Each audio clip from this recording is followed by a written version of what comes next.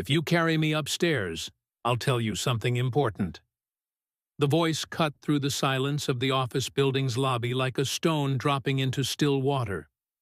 Marcus Fletcher paused at the elevator bank, his hand hovering over the call button, and turned slowly toward the source.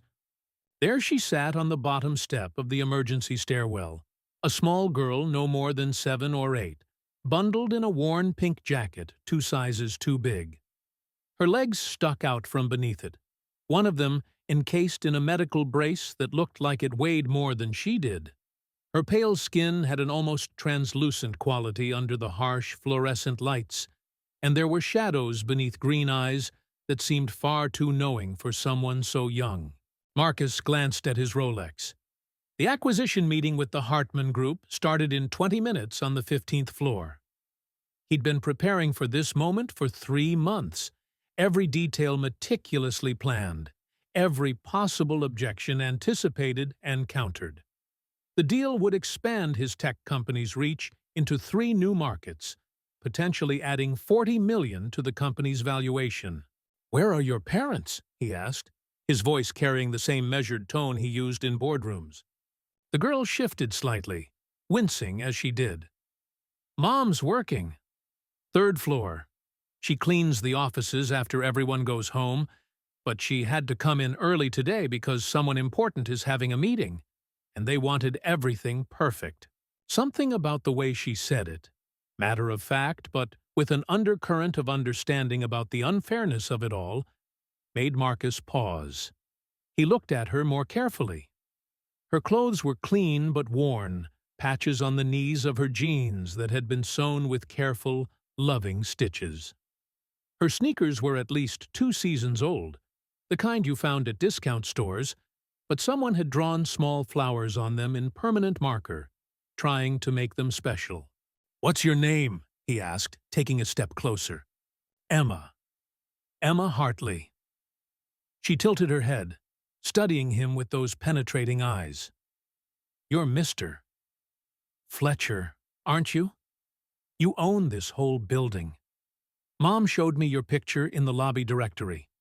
She says you bought it last year and fired half the maintenance staff." Marcus felt an uncomfortable twist in his stomach. He had indeed reduced the maintenance staff, outsourcing to a cheaper service. It had saved the company nearly $200,000 annually.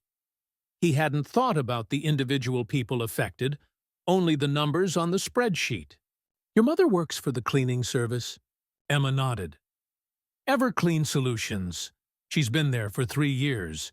She used to be a teacher, you know, before I got sick. But the insurance at the school wouldn't cover my treatments, so she had to find something else. The cleaning company has better benefits, even if the pay is worse." Marcus found himself checking his watch again. 18 minutes. But something kept him standing there. "How do you know who I am?" "Besides the picture. You walk through the lobby sometimes when I'm waiting for Mom. You never look at anyone. You just stare at your phone or straight ahead, like you're trying to solve all the world's problems in your head." She smiled slightly. "Mom says you're very important and busy, but you also look lonely, like the people in Mom's self-help books, the ones she reads on break, the ones about finding meaning and purpose and all that stuff." Despite himself, Marcus felt his lips twitch toward a smile. "And you think I need to find meaning and purpose? I think you need to remember that buildings are full of people, not just offices." She said it simply, without accusation, just observation. "So, will you help me? Or not? I really can't make it up there alone today. My leg's been worse since the weather changed." Marcus glanced one more time at his watch. 17 minutes. The Hartman Group executives would be settling into the conference room, reviewing their own notes, preparing their negotiation strategies. His CFO, Janet, would be wondering where he was. This deal had been his primary focus for months, but the little girl was still looking at him with those startling green eyes, waiting patiently for his decision. "All right, Emma," he said, moving toward her. But this better be quick. I have an important meeting. Everything's important to people like you, she said, as he bent down to lift her. That's the problem. She weighed almost nothing, like picking up a bird. Her arms went around his neck automatically, and he could feel the careful way she held herself, compensating for whatever was wrong with her leg. Up close, he could smell cheap shampoo and something medicinal, probably from whatever treatments she was undergoing. Stairs it is, he said, pushing open the door to the stairwell. Thank you, she said quietly into his shoulder. I know you don't have to do this. They climbed in relative silence at first, just the echo of his footsteps, and her occasionally directing him. Second landing, turn, third landing. Her breathing grew slightly labored, though she was the one being carried. You okay? He asked. I have good days and bad days, she said. Today's a bad day. Tomorrow might be better, or it might be worse. You never really know. What's wrong with your leg? He knew it might be rude to ask, but something about her directness made him feel like she wouldn't mind. It's not just my leg, she said. It's my bones. All of them. They're not growing right. Something to do with my marrow not making the right cells. The doctors have a long name for it that sounds like something from a science fiction movie. Mom writes it on all the forms, but I just call it my broken builder cells. They reached the third floor. Through the small window in the door, Marcus could see a cleaning cart parked in the hallway. Industrial gray, loaded with supplies, a mop handle sticking up like a flag of surrender. You can put me down here, Emma said, pointing to a bench near the elevators. Mom will find me when she's done with the corner offices. She always does those first because that's where the important people sit, and they come in earliest. As he set her down carefully on the bench, she grabbed his sleeve. Wait, I promised to tell you something important. Marcus found himself genuinely curious despite the ticking clock. What's that? She looked at him with those two old eyes. You look like someone who's forgotten that money can't buy the things that actually matter. My mom forgot that once too, back when she was a teacher, and thought she needed to give me everything. Then she learned that all I really needed was her time, her presence, someone to carry me when I couldn't walk myself. She paused, then added, I think maybe you used to know someone who needed carrying too. And maybe you forgot to help them. The words hit him like cold water. Marcus stood frozen, staring at this strange, insightful child. How could she possibly know? How could she see through years of carefully constructed walls with just a few minutes of observation? Before he could respond, a door down the hallway opened and a woman emerged, pushing the cleaning cart. She was humming something, a soft melody that stopped abruptly when she saw them. The mop she was holding clattered against the cart. Marcus's world tilted on its axis. Rachel? The woman went completely still, her face draining of color. It had been 8 years, but he would know her anywhere. The same auburn hair, though it was pulled back in a practical ponytail now instead of the loose waves he remembered. The same spray of freckles across her nose. The same way of standing with her weight slightly on her left foot. A habit from an old dance injury. But there were new lines around her eyes, a tightness to her mouth. And her hands showed the wear of manual labor rather than the soft care of someone who spent their days handling books and teaching materials. Marcus! Her voice was barely above a whisper. Then, louder, with growing alarm. Emma! What are you doing here? I told you to wait in the break room. My leg hurt too much, Emma said simply. Mr. Fletcher helped me up the stairs. Rachel rushed over, her movements sharp with panic. She knelt beside Emma, checking her over like she might have been damaged in transport. You shouldn't bother people, sweetheart. We've talked about this. He didn't mind, Emma said, looking between them with growing curiosity. "Did you, Mr. Fletcher?" Marcus couldn't speak. His mind was racing, calculating, adding up dates and timelines and the color of Emma's eyes. Those green eyes that were so unusual, so distinctive. The same green eyes his grandmother had had. The one genetic quirk she'd always said marked the Fletcher family. "Rachel," he managed finally, "we need to talk." "No," she said firmly, standing up and positioning herself between him and Emma. "We don't. Thank you for helping my daughter. We won't trouble you again." "She's mine, isn't she?" The words fell into the space between them like an explosion. Rachel's face went from pale to flushed. Emma's eyes widened, her gaze darting between the two adults like she was watching a tennis match where the ball was made of secrets. "Not here," Rachel hissed. "Not in front of her." "Then when?" Marcus demanded, his usual composure cracking. "You've been working in my building for how long? Were you ever going to tell me?" "Tell you what?" Rachel's voice was bitter now. 8 years of anger finally finding a target. "That the daughter you didn't want exists? That she's sick? That I've spent every penny I've ever earned trying to keep her healthy while you built your empire?" "I never said I didn't want—" "You said you weren't ready for complications."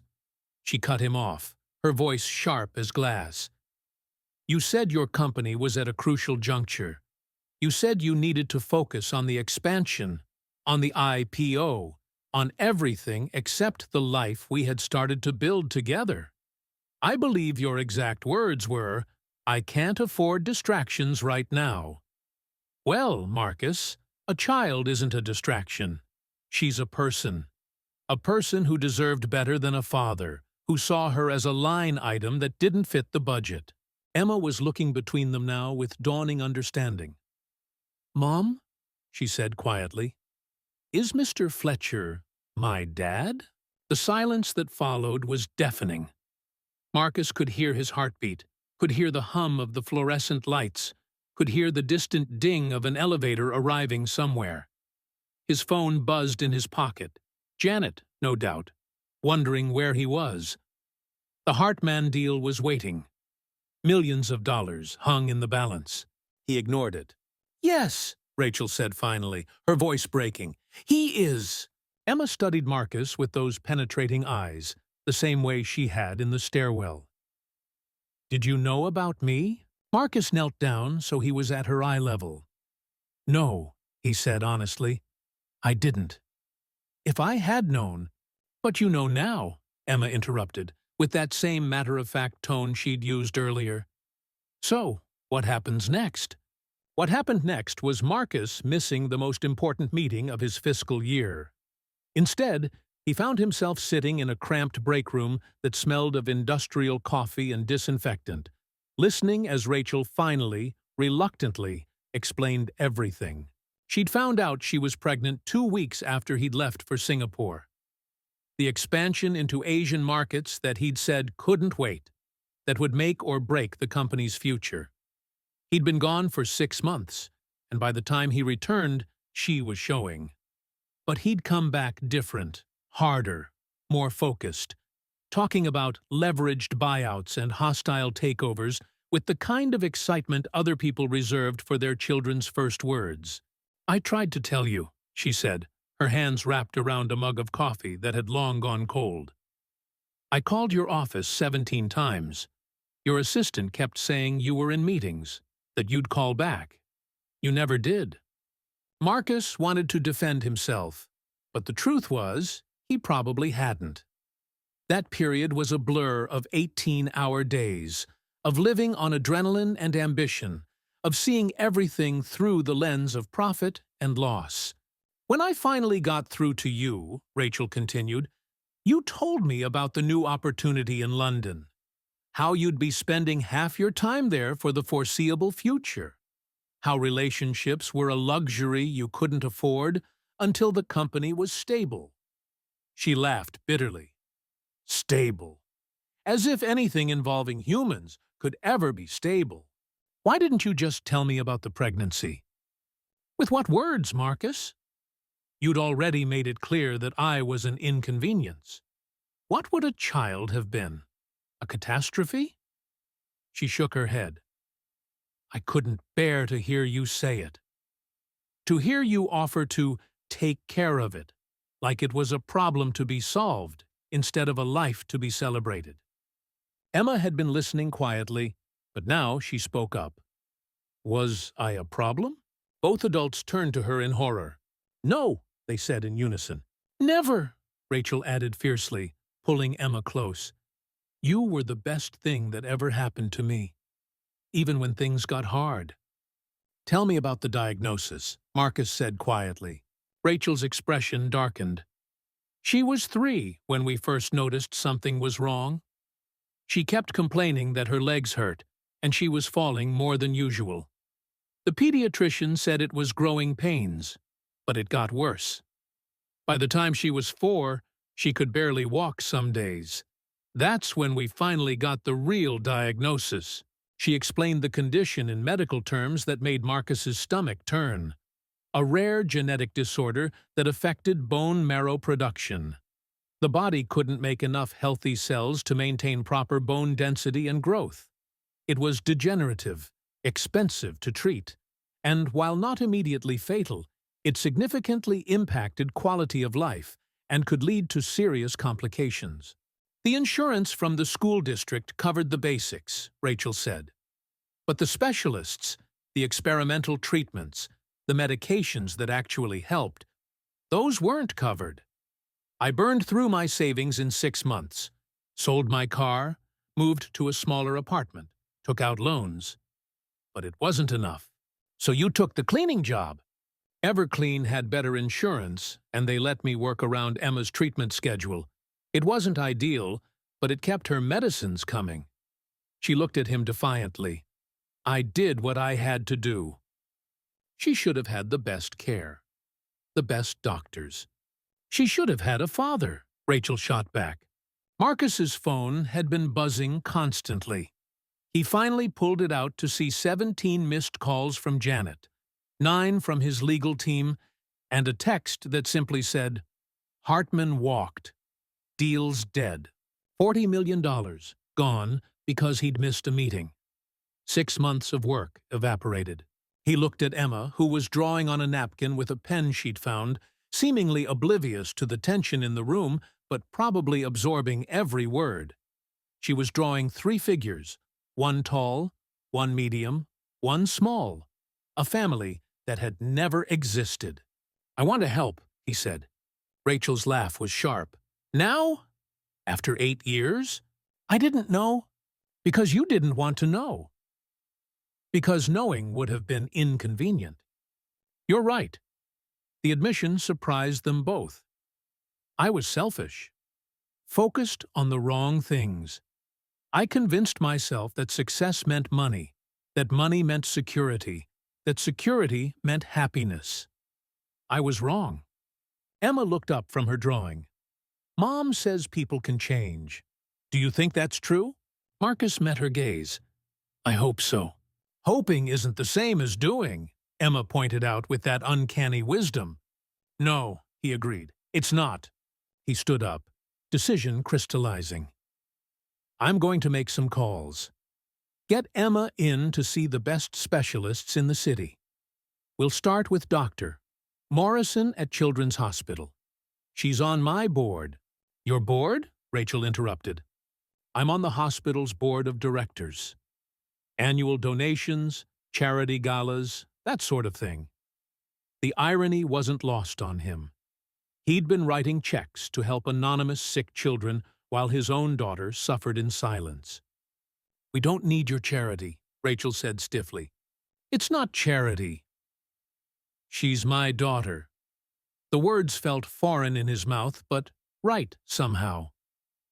I've missed 8 years. I can't get those back.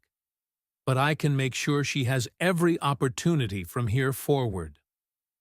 And then what? Rachel demanded. You swoop in, play hero for a few weeks until the novelty wears off, then disappear when the next big deal comes along? No. How can I trust that? You can't. Marcus admitted. I haven't earned that. But let me try. Emma had been quiet during this exchange, but now she tugged at her mother's sleeve. Mom, he carried me up the stairs. So? So maybe he can learn to carry other things too. Important things. Rachel looked at her daughter, this child who had endured so much with such grace, and Marcus saw her walls crack slightly. One chance, she said finally. One.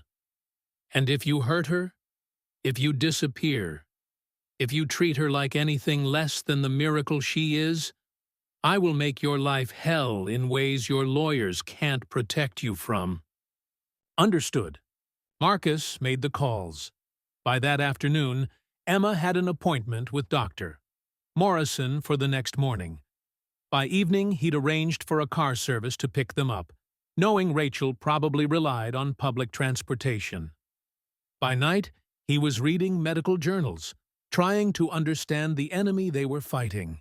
The next morning, he met them at the hospital.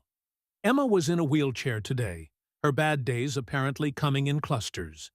She was wearing what were clearly her best clothes, a purple dress with small flowers that had been carefully pressed, white tights, and those same decorated sneakers. Rachel had dark circles under her eyes, but had put on makeup, trying to look like someone who belonged in the pristine halls of the city's best children's hospital.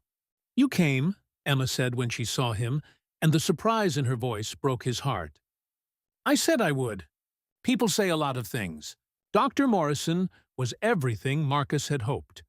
Brilliant, thorough, and surprisingly warm. She examined Emma with gentle efficiency, ordered a battery of tests, and spoke to her like an intelligent person, rather than just a child. I've seen this condition before, she told them privately while Emma was getting x-rays. It's rare, but not unheard of. The good news is there have been significant advances in treatment in recent years. The bad news is those treatments are expensive and often experimental. Cost isn't an issue, Marcus said immediately. Dr. Morrison glanced between him and Rachel, clearly sensing the complicated dynamic. The standard treatment protocol involves a combination of medications, physical therapy, and regular monitoring.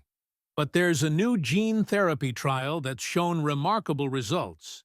It's not FDA approved yet, but the preliminary data is promising. What would that involve? Rachel asked. It's an intensive process. Daily treatments for several weeks, possibly months. The child would need to be hospitalized for at least the initial phase.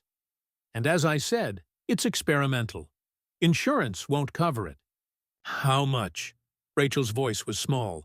For the full protocol? Potentially several $100,000. Rachel's face went white. Marcus saw her hands clench in her lap, saw the defeat creeping into her expression. She'd probably calculated how many years of cleaning it would take to earn that much. We'll do it, Marcus said. Marcus, you can't just... Yes, I can, and I will. He turned to Dr. Morrison. Whatever she needs. The best treatment, the best care, whatever gives her the best chance at a normal life. Dr. Morrison nodded slowly. I'll start the paperwork. We could potentially begin next week. As they left the office, Emma reached for Marcus's hand. Her fingers were small, delicate, but her grip was surprisingly strong. Are you really my dad? She asked. Yes. Are you going to stay? Yes. Promise? He knelt down beside her wheelchair. I promise. She studied him for a long moment, then nodded. Okay, but if you break your promise, I'll never forgive you. And I have a really good memory. I wouldn't expect anything less. That evening, Marcus went to Rachel's apartment for the first time. It was small but meticulously clean, everything organized with military precision. Emma's medications took up an entire shelf in the bathroom. Medical bills were stacked on the kitchen table. The walls were covered with Emma's drawings, bright spots of color in an otherwise austere space. This is home, Emma said, wheeling herself through the narrow hallways with practiced ease. It's not big like your house probably is, but it's ours. It's perfect, Marcus said, and meant it. There was more life in this tiny apartment than in his entire penthouse. Rachel made dinner, spaghetti with sauce from a jar, garlic bread from a box, salad from a bag. It was the best meal Marcus had eaten in years, sitting at a wobbly table with mismatched chairs, listening to Emma talk about her favorite books, and how she wanted to be a marine biologist when she grew up. "I've never seen the ocean," she mentioned casually, "but I've read everything about it. Did you know that we know more about the surface of Mars than we do about the bottom of the ocean?" "We could go," Marcus offered without thinking. "To the ocean, I mean." "When you're feeling better." Emma's eyes lit up. "Really?" "Really." Rachel shot him a warning look. "Don't make promises you can't keep." "I intend to keep all my promises from now on." After Emma went to bed, Marcus and Rachel sat in the small living room, the weight of 8 years between them. "Why didn't you ever reach out?" he asked. "Even just for financial help?" "Pride," she admitted. "And fear. I was afraid you'd try to take her away. That you'd see her as a problem to be managed, put her in some boarding school or with nannies while you continued your life. I couldn't bear the thought of her feeling unwanted. I would never, wouldn't you?" The Marcus I knew 8 years ago would have seen her as an inconvenience and disruption to quarterly projections. "That's not fair." "Isn't it?" She leaned forward. "Tell me honestly, if I had told you I was pregnant back then, what would you have done?" Marcus was quiet for a long moment, forcing himself to truly consider the question. "I don't know," he admitted finally. "I want to say I would have stepped up, but honestly, you might be right. I might have seen it as a problem to be solved rather than a life to be cherished. And now I see a remarkable little girl who deserves everything I can give her. And a woman who did the impossible, alone, because I was too blind to see what really mattered." Rachel's eyes filled with tears. She quickly blinked away. Don't do that." "Do what?" "Make me remember why I fell in love with you in the first place. The Marcus who could be honest, who could be vulnerable. Before the money changed you. Maybe it wasn't the money that changed me. Maybe it was the fear that without it, I'd be nothing. You were never nothing. You just couldn't see it." They sat in silence for a while, the ghosts of their past relationship hovering between them. "The treatment starts Monday," Marcus said finally. "I've arranged for a private room, the best nurses. I can hire someone to be with her when you're working." "I'll be with her." "You can't miss that much work. You'll lose your job." "Then I'll lose it. Let me help. Please, I can cover your expenses while she's in treatment. You shouldn't have to choose between being with her and paying rent." Rachel's pride warred with practicality. "I don't want to be dependent on you." "You're not.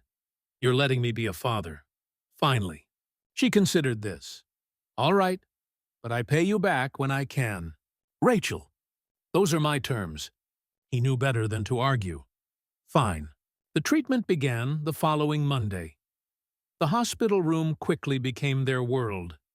Marcus arriving early with coffee and pastries, Rachel having spent the night in the uncomfortable chair beside Emma's bed. Emma herself facing each new procedure with a bravery that humbled them both. The therapy was intense. 4 drips of medications with names Marcus couldn't pronounce, injections that made Emma cry despite her efforts to be strong, physical therapy that left her exhausted and aching. But also, movies on Marcus's tablet, stories Rachel read aloud, the 3 of them working on a 1,000-piece puzzle of the ocean floor. "Look," Emma said one afternoon, fitting in a piece of coral reef. "We're building the ocean together." Marcus caught Rachel's eye over Emma's head. She almost smiled. The nights were the hardest. Emma would wake up crying from the pain or throwing up from the medications, or just scared. Marcus learned to hold the basin while Rachel rubbed her back. Rachel learned to let Marcus comfort their daughter when she reached for him. They developed a rhythm, an unspoken communication. Parents united in purpose, if nothing else. 2 weeks into treatment, doctor. Morrison came with test results. Her numbers are improving, she said, cautious optimism in her voice. Her body is responding to the therapy better than expected. Does that mean it's working? Rachel asked, gripping Marcus's hand without seeming to realize it. It's too early to say definitively, but the initial signs are encouraging. We'll continue the protocol and reassess in another 2 weeks. That night, Emma asked Marcus to tell her about his work. It's boring, he said, just numbers and meetings and contracts. But you built something from nothing, right? Mom said you started your company in your garage. That's true. Tell me about it. So he did. He told her about the late nights coding, the failed pitches, the first investor who took a chance on him. He told her about the excitement of the first major sale, the terror of almost going bankrupt, the satisfaction of creating jobs and products that mattered. But somewhere along the way, he said, I forgot why I was building it. I got so focused on making it bigger that I forgot to ask if it was making anything better. And now I remember. It's supposed to be about creating something that helps people, that solves problems, that makes the world a little easier to navigate. Like how Mom makes the offices clean so people can work better? Marcus looked at Rachel, who was pretending to read but listening. Exactly like that. Every job matters when it's done with care. Then you should pay the cleaning people more, Emma said matter-of-factly. If every job matters, they should all pay enough to live. Out of the mouths of babes, Marcus thought. The 3rd week brought a setback. Emma's body began rejecting one of the medications, her temperature spiking dangerously high. Marcus had never known fear like watching his daughter struggle to breathe, machines beeping urgently, doctors and nurses rushing in with controlled panic. They stabilized her, adjusted the protocol, but it was a reminder of how fragile the situation was. I can't lose her, Rachel whispered that night, both of them keeping vigil. She's everything. You won't. We won't. You can't promise that. No, he admitted. But I can promise to fight beside you every step of the way. Rachel looked at him, really looked at him for the first time since he'd reappeared in their lives. You've changed. Have I? The Marcus I knew would have hired the best doctors and thrown money at the problem, but stayed at arm's length. You've been here every day. You've held the vomit basin. You've slept in that terrible chair. You've put everything else on hold. Nothing else matters. Since when? Since a little girl asked me to carry her up the stairs and told me I looked lonely. He paused. She was right. I had everything I thought I wanted, and nothing that actually mattered. And now? Now I have a chance to be the man I should have been 8 years ago. I won't waste it. Emma improved steadily after that setback. The new medication protocol worked better, with fewer side effects. She started keeping food down, started smiling more, started talking about the future with certainty instead of hope. When I get out, she said one day, I want to go to school. Real school, not just the hospital teacher. I want to learn everything. You already know everything, Marcus teased. Nobody knows everything. That's what makes life interesting. Marcus had been running his company remotely, but the board was getting restless. Janet came to the hospital one afternoon with a stack of papers requiring his signature and a worried expression. The Hartman deal fell through, but they're willing to reconsider if you meet with them personally. Tomorrow, in Chicago. Marcus looked at Emma, who was napping after a particularly difficult therapy session. I can't. Marcus, this is $40 million we're talking about. I don't care. The board does. They're starting to ask questions about your priorities. My priorities are exactly where they should be. Janet looked at Emma, then back at Marcus. Is she my daughter? Yes. Janet's expression shifted from frustration to understanding. I didn't know you had a daughter. Neither did I until recently. But I do, and she needs me here. The board won't understand. Then I'll make them understand. Or they can find a new CEO. Janet left with the signed papers, but without a commitment to Chicago. That evening, Marcus told Rachel about the conversation. You should go, she said. The deal is important. Not as important as this. Marcus, you can't throw away everything you've built. I'm not throwing it away. I'm putting it in perspective. The company will survive without me for a few weeks. Emma might not. That's dramatic. Is it? She's been without a father for 8 years because I prioritized wrong. I won't make that mistake again. Rachel was quiet for a moment. The medical bills must be enormous. They are. You need your company to be successful to pay them. I have enough, Rachel. More than enough. What I don't have is time with my daughter. That night, Emma woke from a nightmare. Both parents were immediately at her side. I dreamed you both left, she said, tears streaming down her face. That I was alone in the hospital, and no one came. Never, they said in unison. We're not going anywhere, Marcus added. Either of us, Rachel confirmed. Emma looked between them.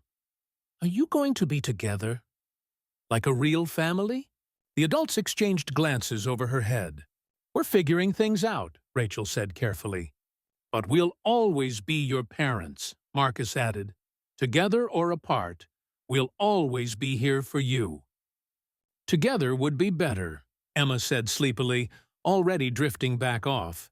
After she was asleep, Marcus and Rachel stood in the hallway. She's right, you know, Marcus said quietly. About what? Together, being better. Marcus, we can't just pick up where we left off. Too much has happened. I'm not suggesting we do. I'm suggesting we start fresh, build something new. Based on what? Crisis? Shared fear? That's not a foundation for a relationship. No, but love for our daughter is. And maybe, if you'll let me, I can earn your trust again. Maybe even your love. Rachel looked away. I never stopped loving you. That was the problem. It would have been easier if I had. Then give us a chance. Please. I need time. And you need to prove this isn't just temporary, that you won't go back to your old ways once Emma is better. Fair enough. The 4th week of treatment brought remarkable news. Emma's bone density had increased by 15%. Her marrow was producing healthy cells at near normal rates. The gene therapy was working better than anyone had dared hope. If this continues, Doctor, Morrison said, barely containing her excitement, we could be looking at full remission within 6 months. Emma, who had been quiet during the examination, suddenly asked, Does that mean I'll be normal? Dr. Morrison knelt beside her. It means you'll be healthy. But Emma, you were never not normal. You were just a normal kid dealing with something difficult. But I'll be able to run, play soccer, go to the beach, all of that and more. Emma looked at her parents. We're going to the beach. All 3 of us. Right? Right, Marcus confirmed. The moment you're cleared, Rachel added. That night, they celebrated with contraband pizza snuck into the hospital room and a movie on Marcus's laptop. Emma fell asleep between them on the narrow hospital bed, one hand holding Rachel's, the other clutching Marcus's shirt. This is what I missed, Marcus whispered, careful not to wake her. These moments, the ordinary, extraordinary moments of being a parent. There were a lot of them, Rachel said, not unkindly. First words, first steps, first day of school. But also the first fever that terrified me, the first fall that required stitches, the first time she asked why she didn't have a daddy like other kids. What did you tell her? That her daddy had important things to do. that he was changing the world in his own way. That was generous. It was what she needed to hear. Children don't need to carry adult disappointments. I'm sorry, Rachel, for all of it. I know. Can you forgive me? I'm trying. For her sake, and maybe for mine too. Holding on to anger is exhausting. And for us? Is there any chance for us? Rachel looked at him over their sleeping daughter's head. Ask me again when she's running on that beach. The next weeks fell into a routine. Treatment in the mornings, schoolwork with the hospital teacher in the afternoons, family dinners in the hospital room, and slowly, carefully, the rebuilding of trust. Marcus restructured his company's operations, promoting Janet to COO and delegating more authority to his management team. He set up a foundation for families dealing with rare childhood diseases, inspired by all the other parents he'd met in the hospital halls, all fighting their own battles with insufficient resources. You're going to lose money, his CFO warned during a video conference. Then I'll lose money, Marcus replied. There are more important things. Rachel started to let him in more. She told him about the early years with Emma, showed him photos and videos he'd missed. Emma's first birthday, celebrated with a homemade cake in their tiny apartment. Emma at 3, wearing a princess costume for Halloween despite barely being able to walk. Emma at 5, in the hospital for the first time, brave and terrified in equal measure. You did an amazing job, Marcus said, scrolling through the images. She's incredible because of you. She's incredible because she's Emma. I just tried to give her the space to be herself. That's what good parents do. You're learning to be one too. 6 weeks into treatment, Emma was able to walk the hospital halls without assistance. It was a small victory, but they celebrated like she'd won an Olympic medal. 8 weeks in, she was racing other young patients in wheelchair races, having graduated to pushing others rather than needing to be pushed. 10 weeks in, doctor. Morrison declared her stable enough for outpatient treatment. You can go home, she said, smiling broadly. Continue the medication protocol, weekly checkups, but Emma, you get to go home. Emma burst into tears, the first time she'd really cried since treatment began. I thought I'd never leave, she sobbed into Rachel's shoulder. I thought this was going to be my whole life. Never, Rachel said fiercely. This was just a chapter. You have so many more to write. The discharge process was surreal. Packing up the room that had become their world, saying goodbye to nurses who had become family, stepping out into sunlight that seemed impossibly bright after weeks of fluorescent hospital lighting. Marcus had arranged for a car to take them home, but Emma asked to walk to it. I want to use my legs, she said. I want to remember what it feels like to choose to walk. So they walked, slowly, Marcus carrying the bags, Rachel holding Emma's hand just in case, Emma herself moving with careful determination. Where to? The driver asked when they were settled in the car. Emma looked at her parents. Home. But whose home? It was a fair question. Rachel's apartment was too small for 3 people long-term. Marcus's penthouse was a sterile bachelor pad. Neither felt right. How about we find a new home? Marcus suggested. One that's ours. All of ours. Rachel looked at him in surprise. Marcus, I know you need time. I'm not suggesting. I mean, separate bedrooms, of course, but a place where Emma has both her parents, where she doesn't have to choose.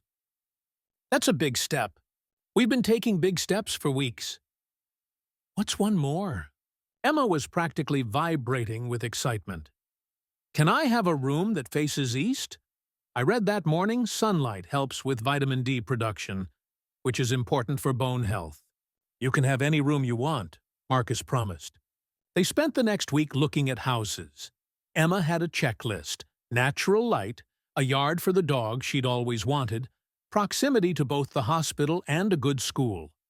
Rachel had her own requirements, nothing too ostentatious, good public transportation access, a neighborhood with actual neighbors. Marcus just wanted them to be happy. They found it on a tree-lined street in an older suburb, a Victorian that had been updated but retained its character. 4 bedrooms, a big kitchen, a yard with an ancient oak tree perfect for a swing. It was far from Marcus's usual glass and steel aesthetic, but when Emma's face lit up upon seeing it, he knew it was perfect. "Can we afford it?" Rachel asked, ever practical. "I can." "Marcus, what's mine is Emma's, and what's Emma's is yours. Please, let me do this." The move happened quickly. Marcus hired professionals, but Emma insisted on packing her own things, carefully wrapping each treasure. Rachel and Marcus worked side by side, not quite comfortable but no longer antagonistic. "This is weird," Rachel said one evening, unpacking dishes in the new kitchen while Marcus assembled Emma's bed upstairs. "Good weird or bad weird?" he called down. "I haven't decided yet." Emma appeared in the doorway. "It's good weird. Different from what we knew, but better than what we had." "When did you become so wise?" Rachel asked. "Hospital gives you a lot of time to think." That first night in the new house, they ate takeout on the living room floor, boxes still everywhere. Emma chattering about her plans for her room and the garden and the tree swing Marcus had promised to build. "Are you happy?" Marcus asked her as she was getting ready for bed. "I'm home," she said simply, "with both my parents." "I didn't think that would ever happen." "Neither did I. But it did. Sometimes impossible things become possible if you just keep trying." She hugged him goodnight, then paused at her door. "Dad?" It was the first time she'd called him that. The word hit him like a physical blow, stealing his breath. "Yes, thank you for carrying me up those stairs. Thank you for asking me to." As the weeks passed, they settled into a rhythm. Marcus worked from home most days, taking Emma to her appointments, helping with homework, learning to cook simple meals with varying degrees of success. Rachel had quit the cleaning job at Marcus's insistence, taking time to figure out what came next while focusing on Emma's recovery. "I can't just not work," she said one afternoon, frustration evident. "I need to contribute." "You are contributing. You're keeping us organized, managing Emma's care, making this feel like a home." "That's not a job, Marcus." "Isn't it? Besides, you could go back to teaching if you wanted. The insurance issue isn't a factor anymore." Rachel considered this. "Maybe. When Emma's fully recovered." "She's doing amazing. Thanks to you. Thanks to all of us. We're a good team." Rachel looked at him, something shifting in her expression. "We are, aren't we?" There was a moment charged with possibility, but then Emma burst in asking for help with a science project, and the moment passed. The science project was about ocean ecosystems naturally. Marcus threw himself into it with enthusiasm, helping Emma build an elaborate diorama complete with working lights to simulate bioluminescence. "You're going overboard," Rachel warned, watching them hot-glue tiny fish to invisible wire. "No such thing when it comes to science," Marcus replied, tongue stuck out in concentration as he adjusted a miniature coral reef. "Or when it comes to spoiling your daughter. Making up for lost time. You can't buy back 8 years, Marcus." "No, but I can make sure the next 8 are unforgettable." Emma's project won first place in the school science fair. She stood proudly beside her display, explaining ocean zones and food chains to anyone who would listen, her parents beaming from the audience. "That's our girl," Marcus whispered to Rachel. "Our girl," Rachel agreed, and for the first time, the "our" felt natural. That night, after Emma was asleep, Marcus and Rachel sat on the porch, sharing a bottle of wine. "She's going to be okay," Rachel said, marvel in her voice. "Really okay. Dr. Morrison says if she continues improving at this rate, she'll be considered in full remission by her birthday. 6 months ago, I thought I might lose her." "But you didn't. You fought for her every single day. Alone." "I'm sorry. I know. And I'm starting to forgive you. Really forgive you. Not just for Emma's sake.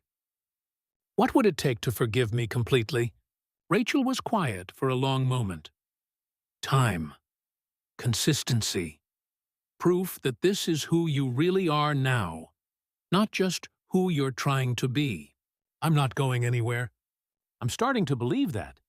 They sat in comfortable silence, watching fireflies dance in the yard. I have something to tell you, Marcus said eventually. The board wants me to take the company public. It would mean a massive payout, but also a lot more travel, more responsibilities, less flexibility. What are you going to do? I already told them no. Rachel turned to stare at him. Marcus, that's your life's work. No, Emma's my life's work. You both are. The company was just practice. You can't give up everything you've built. I'm not giving it up. I'm choosing what matters more. I'll stay on as CEO, but on my terms.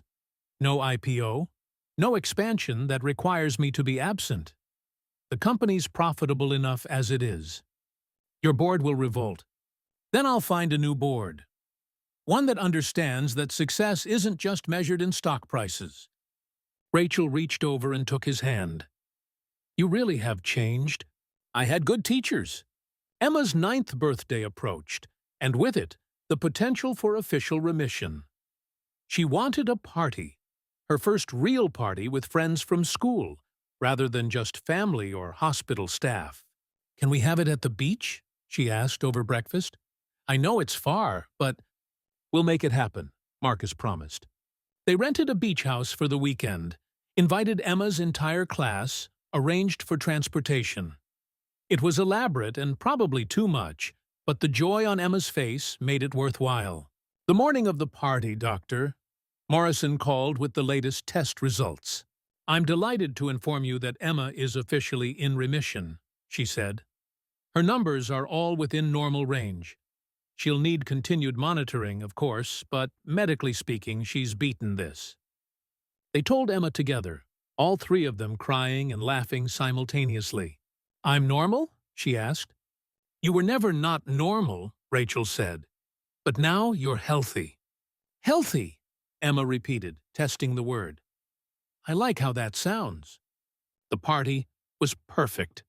Kids running on the beach, building sand castles, shrieking with delight as waves chased them. Emma in the middle of it all, no longer the sick kid on the sidelines, but just another child playing in the sun.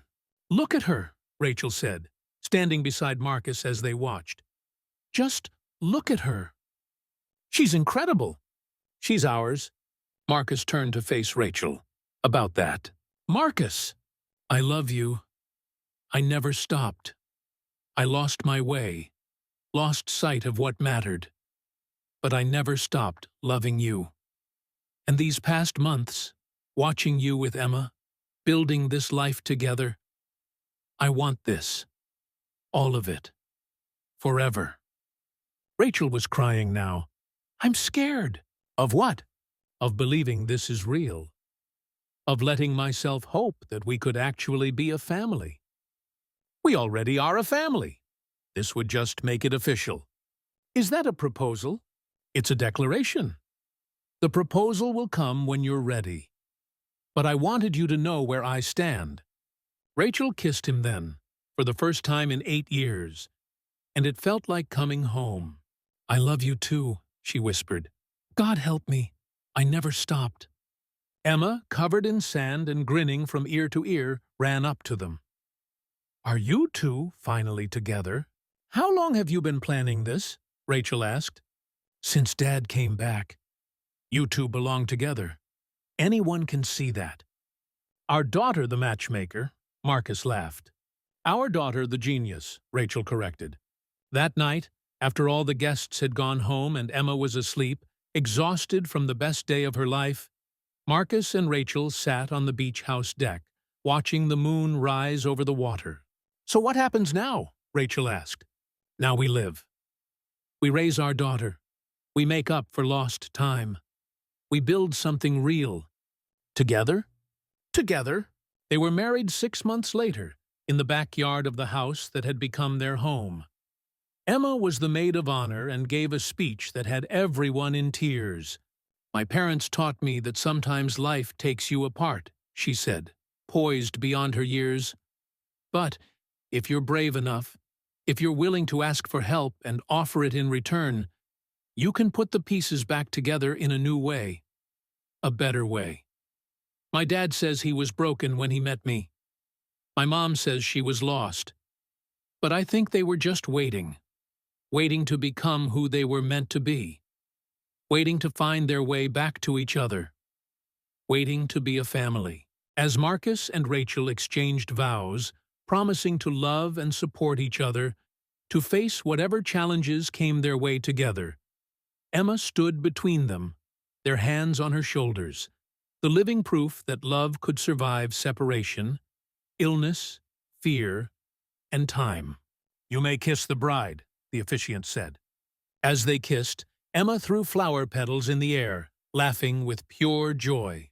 "We did it," she announced to the assembled guests. "We became a real family." The reception was small but perfect. Marcus's board members mingled with Rachel's teacher friends. Parents from the hospital shared stories with neighbors from their street. Emma danced with everyone, her body strong and healthy. No trace of the illness that had nearly taken her. "No regrets?" Rachel asked Marcus as they swayed together to their first dance as husband and wife. "Only one." "What?" "That it took me so long to understand what you and Emma knew all along. That the only real success is measured in love." "Better late than never." "Much better." Emma cut in, demanding to dance with both parents at once. They made it work, the three of them moving in a circle, probably looking ridiculous, but not caring at all. "I want a brother," Emma announced suddenly. Marcus and Rachel exchanged glances over her head. "Or a sister," Emma continued. "I'm not picky, but I think I'd be a good big sister." "Let's get through the honeymoon first," Rachel laughed. "Where are you going?" "That's a surprise," Marcus said. The surprise was a return to the beach house, just the three of them this time. They spent a week building sandcastles, reading books, playing board games, and simply being together without the shadow of illness or uncertainty. "This is what I dreamed about," Emma said one evening, toasting marshmallows over a beach bonfire. "When I was in the hospital, when everything hurt, I dreamed about this. Being healthy, having both my parents, feeling safe. And now?" Marcus asked. "Now I dream about the future. About becoming a doctor and helping kids like me. About traveling to see the actual ocean floor, not just pictures. About maybe that brother or sister."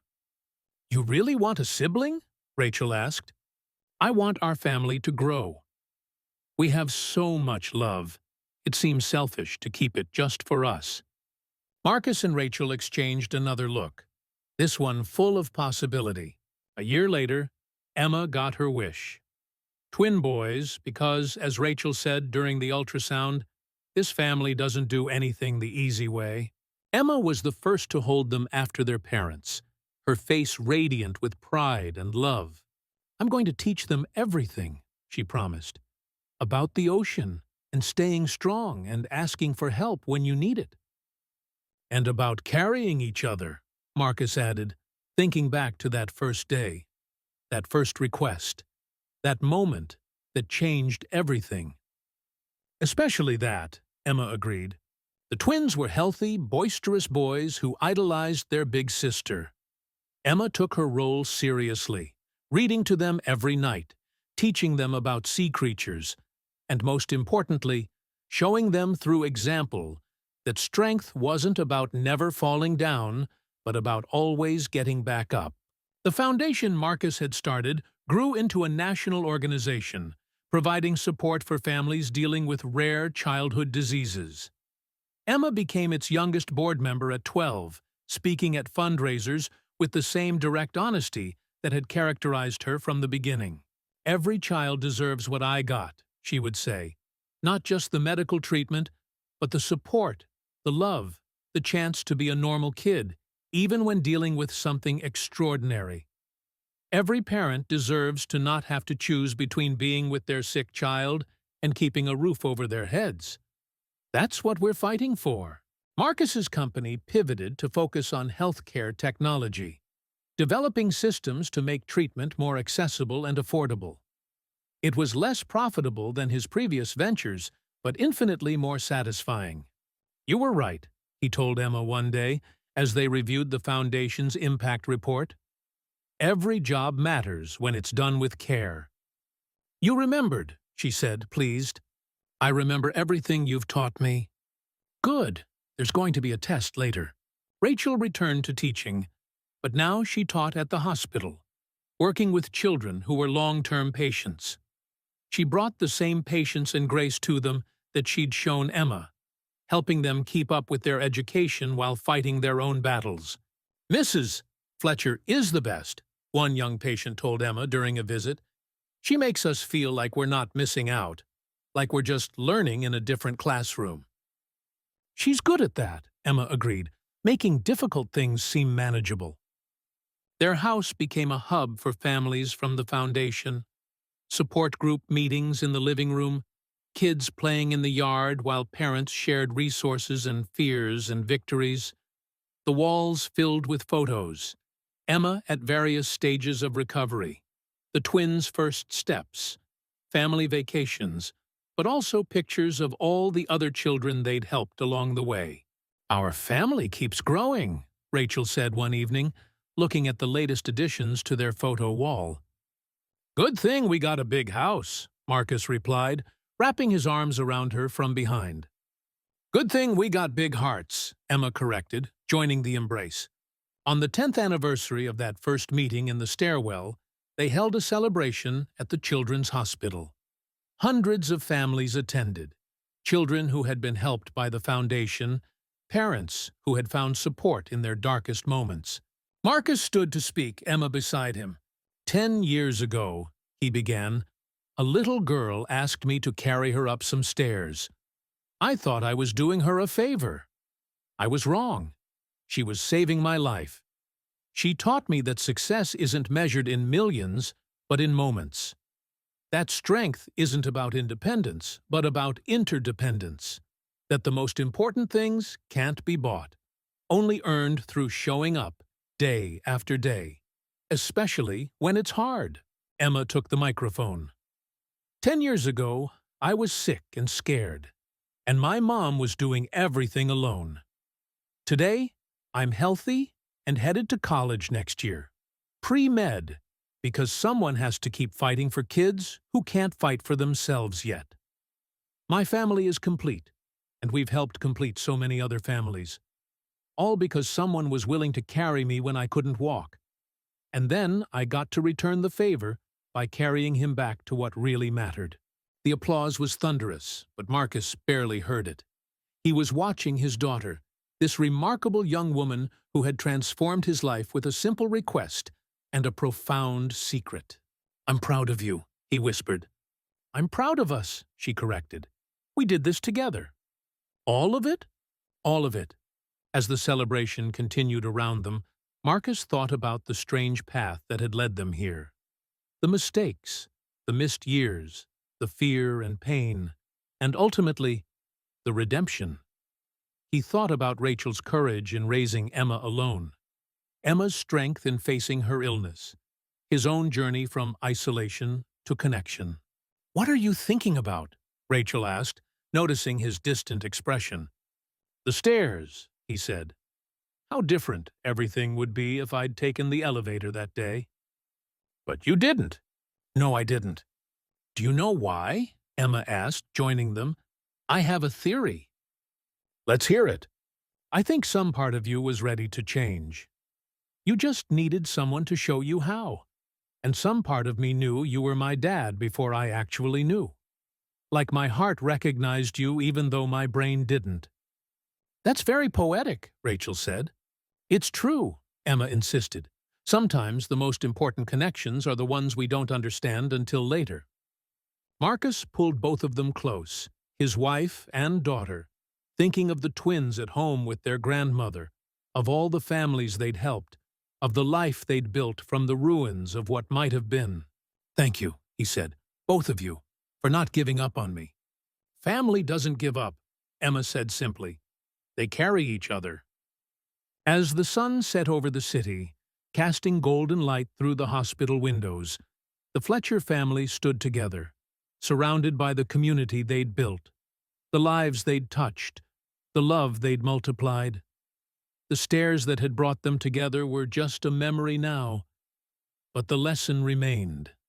Sometimes the most profound journeys begin with the simplest request for help, and the willingness to provide it. "Ready to go home?" Marcus asked. "We are home," Emma replied, gesturing to the room full of families, all connected by struggle and hope, and the determination to carry each other through whatever came next. "Wherever we're together, wherever we're helping others, that's home." And she was right. Home wasn't a place, but a promise. To show up, to hold on, to carry each other up all of life's stairs, no matter how steep or how many. It was a promise they'd kept for 10 years and would keep for all the years to come. One step, one day, one act of love at a time. The story had begun with a little girl who needed help climbing stairs. It continued with a family who had learned that the only way to truly rise was to lift others as you climbed. And it would never really end, because every child they helped, every family they supported, every life they touched became part of their story too, carried forward into futures bright with possibility. "Let's go," Marcus said finally. "The twins are probably driving Grandma crazy." "They get that from you," Rachel teased. "They get it from all of us," Emma laughed. "We're not exactly a quiet family." As they walked out together, Emma between her parents, Marcus realized that this was wealth. Not the millions in his bank account, though those had helped save Emma, but this. The laughter, the connection, the purpose, the love that had grown from the ashes of his former life. "One more thing," Emma said as they reached the car.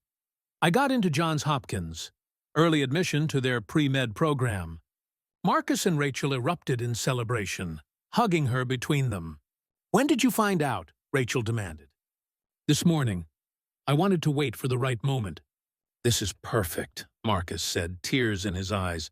"You're perfect." "I'm not perfect," Emma corrected. "I'm just determined."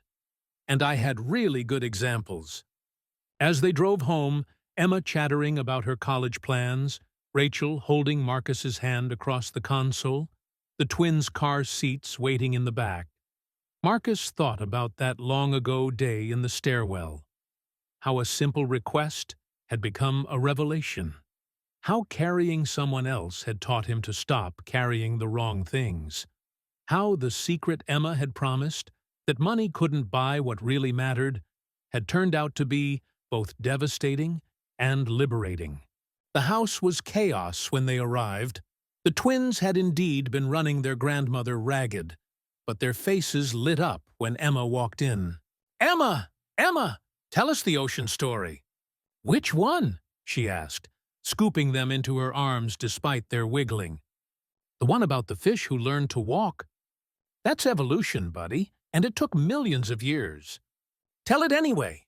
As Emma settled in with her brothers, Rachel's mother helping with dinner, Rachel and Marcus stood in the doorway watching their family. "Did you ever imagine this?" Rachel asked. "Never. My imagination was never this good." "Mine either. But here we are. Here we are." That night, after the chaos had settled and the house was quiet, Marcus found Emma on the porch, looking at the stars. "Nervous about college?" he asked, sitting beside her. "A little, but mostly excited. I want to learn everything. I want to be the doctor who figures out how to help kids like me without them having to go through what I did." "You'll be amazing." "I hope so. But even if I'm not, even if I struggle or fail or have to try again, I know you'll be there. Both of you. That makes me brave." We'll always be there. I know. That's the gift you gave me. Not just the treatments or the house or the opportunities, but the certainty that I'm loved, that I'm worth fighting for. You were always worth fighting for. I just took too long to see it. But you saw it eventually. That's what matters. They sat in comfortable silence, father and daughter, watching the stars and thinking about journeys, the ones completed and the ones still ahead. Dad! Yeah? Thank you for carrying me up those stairs. Emma, you've thanked me 1,000 times, and I'll thank you 1,000 more, because that's where it all started. That's where we became us. Marcus pulled her close. This daughter who had saved him from a life of profitable emptiness, who had taught him that true wealth was measured in moments like this. I love you, kiddo. I love you too, Dad. All the way to the ocean floor and back. That's pretty deep. Yeah, well, we're pretty deep people. They laughed, the sound carrying across the yard and into the night, a testament to all they'd overcome and all they'd become. Inside, Rachel was tucking the twins into bed, telling them the story of a little girl who had once needed help and a man who had learned to give it, and how together they had built something beautiful from broken pieces. And they lived happily ever after? One twin asked sleepily. They lived, Rachel corrected. With all the mess and beauty and difficulty and joy that living brings, which is so much better than happily ever after. Why? Because it's real. And real love, real family, real connection, that's the most magical thing of all. As she turned off the light and headed downstairs, she found Marcus and Emma in the kitchen, making hot chocolate and arguing about marshmallow ratios. This is ridiculous, she said, watching Marcus precisely count mini marshmallows while Emma added extras when he wasn't looking. This is perfect, Emma corrected, handing her mother a mug overflowing with marshmallows. Messy and sweet and exactly right. And it was. All of it. The journey from that first request in a stairwell to this moment in their kitchen, surrounded by love and laughter, and the certain knowledge that whatever stairs lay ahead, they would climb them together. Because that's what family did. That's what love did. It carried you when you couldn't walk, lifted you when you couldn't stand, and sometimes, if you were very lucky, it gave you the chance to return the favor. To stairs, Marcus said, raising his mug. To secrets that aren't really secrets, Emma added. To second chances, Rachel contributed. To family, they said together, their mugs meeting in the middle, hot chocolate sloshing, marshmallows tumbling, laughter filling the space that had once held only silence and regret. And in that moment, in that kitchen, in that house built on love and determination and the courage to keep climbing, they were exactly where they belonged. Not at an ending, but at a continuation of the story that had begun with 5 simple words. If you carry me upstairs. The rest, as Emma would say when she told the story years later to her own children, was just the beginning of everything that mattered.